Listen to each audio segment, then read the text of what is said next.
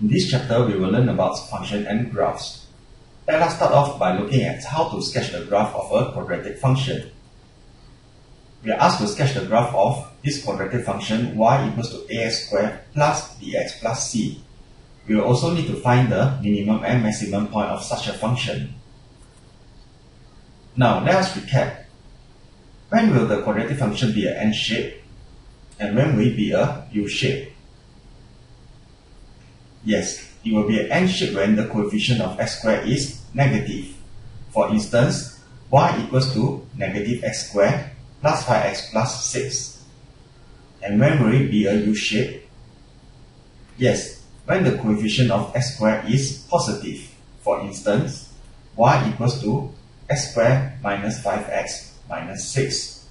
In order to sketch the graph of a quadratic function, we will need to find the y-intercepts, x-intercepts, and the minimum or maximum points. Now, how do we find the y-intercepts? To find the y-intercepts, we will need to let x be equals to 0. Because any points on the y-axis will have the coordinates of x to be 0. To find the x-intercepts, we will let, y equals to be 0. Next, in order to find the minimum point, we have two methods. The first method is using completing the square method. And the next one is to find the midpoints of the x-intercepts. And after that, once we have the x value here, we will substitute it back into the quadratic equation in order to find the y value. Now, it is extremely important for you to remember all these three steps here in order to successfully sketch the graph of a quadratic function. Now, let us learn how to do this by looking at some examples. First, we are asked to sketch the graph of this equation here. Do you remember how to find the y-intercepts? Yes, let x be equals to 0. Now, by substituting x equals to 0 here, we will have y equals to 5 plus 0 multiplied by 2 minus 0. And simply we will get y equals to 10. Next, we will go about marking the y-intercepts on the axis here. In order to find the x-intercepts, we will let y be equals to 0. Now, when y equals to 0, we will have 0 equals to 5 plus x multiplied by 2 minus x. Now, how do we solve this equation here? Yes, we will use the zero product property. And hence, 5 plus x equals to 0 or 2 minus x equals to 0. Now, by solving this, we will get x equals to negative 5 or x equals to 2. We shall now go on to mark the x-intercepts on the axis here. Can you tell whether is it a maximum or minimum point? Yes, because x squared here has a negative coefficient, therefore it will be a N-shaped curve. And we can go on by sketching the curve now. Let us find the maximum points here. To do so, we will need to find the midpoints of the x-intercepts, which is negative 5 plus 2 divided by 2. Now, this is due to the maximum point lying on the line of symmetry of a quadratic curve. And hence, the midpoint is negative 1.5. And substituting it back into the quadratic equation. And hence, we will have y equals to this. By pressing your calculator, we will get simply y equals to 3.5 multiplied by 3.5, which is 12.25. Do remember to mark the maximum points on your graph here. Finally, it is an important practice to always label your curve. Let us look at another example. We are asked to sketch the graph of y equals to x squared plus x minus 6. Now, the first thing to do is always to find the y-intercepts. To do so, we will substitute. Yes, x equals to 0. And hence, we will have y equals to 0 squared plus 0 minus 6. And we will get y equals to negative 6. We shall now go on to mark the coordinates on the axis here. Next, we are asked to find the x-intercepts.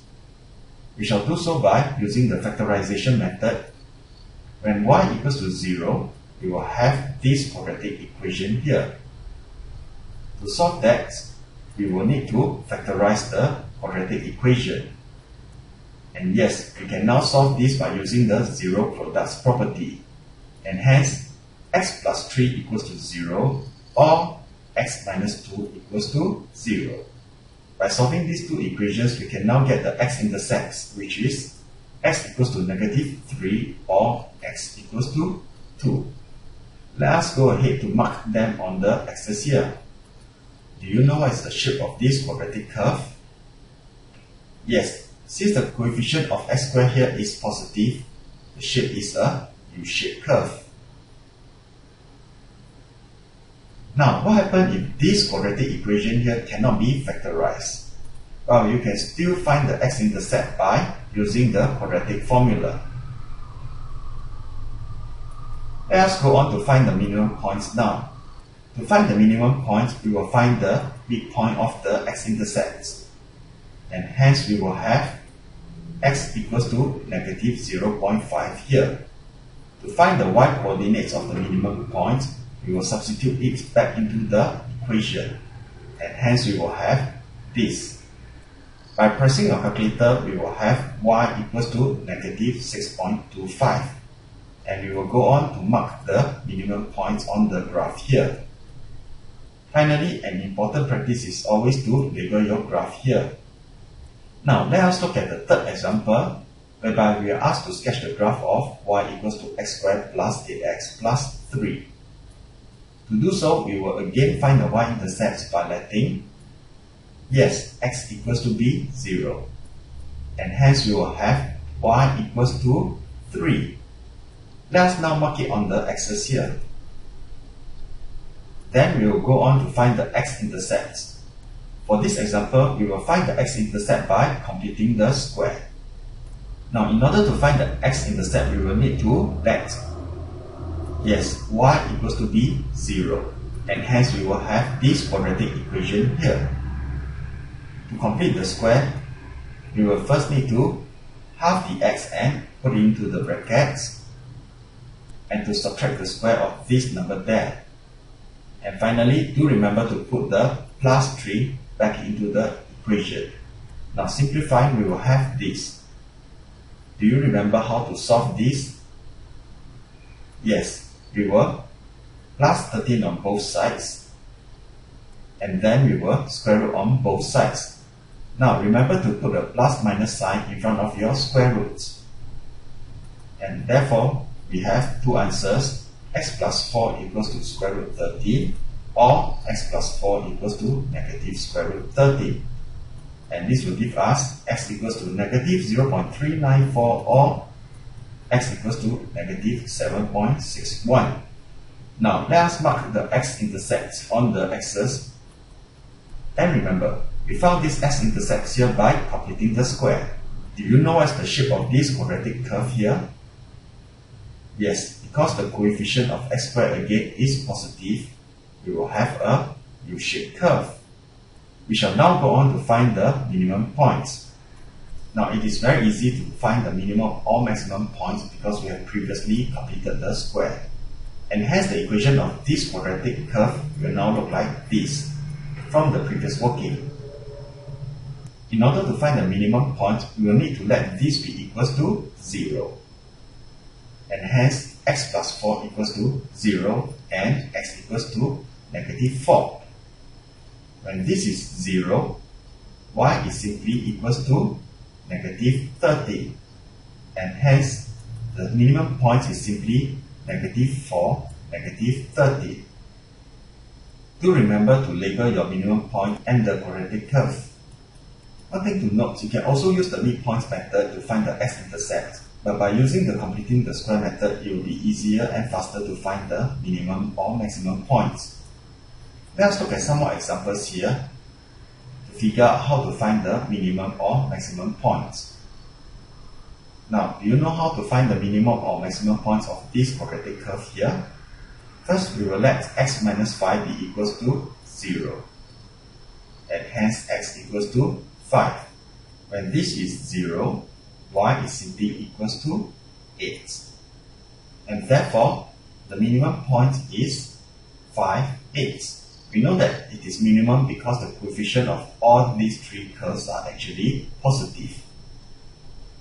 Next, to find the minimum points of this quadratic curve here, we will let again x minus 5 be equals to 0, and hence x equals to 5. When this part here is 0, y will simply be, yes, negative 8. And the minimum point for this quadratic curve is 5, negative 8. Now let's look at another example. In order to find the minimum point, we will let x plus 5 be equals to 0. And hence we will have x equals to negative 5. And if this is 0, y would be equals to 8. And the minimum point is negative 5, 8. Now, isn't it easy to find the minimum points or maximum points using completing the square method? Again, it is very important to remember these two steps here. In summary, in order to sketch the quadratic curve, we will need to find the y-intercepts, x-intercepts, and the minimum or maximum points. And to find that, we will have these two methods here. Well, that's all for this part of the lesson.